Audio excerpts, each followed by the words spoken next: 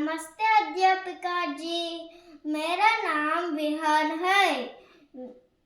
मैं कक्षा 1 में पढ़ता हूँ।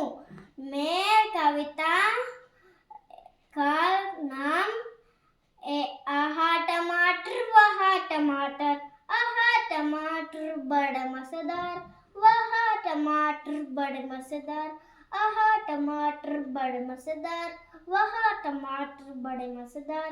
एक दिन इसको चूहे ने खाया, बिल्ली गोभी मार भगाया।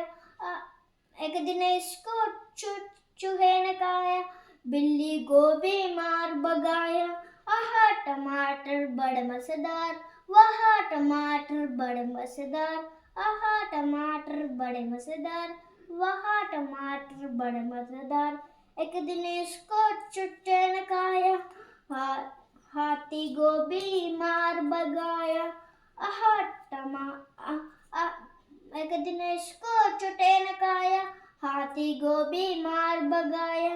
आहा टमाटर बड़े मजेदार, वहा टमाटर बड़े मजेदार, आहा टमाटर बड़े मजेदार, वहा टमाटर बड़े मजेदार। धन्यवाद।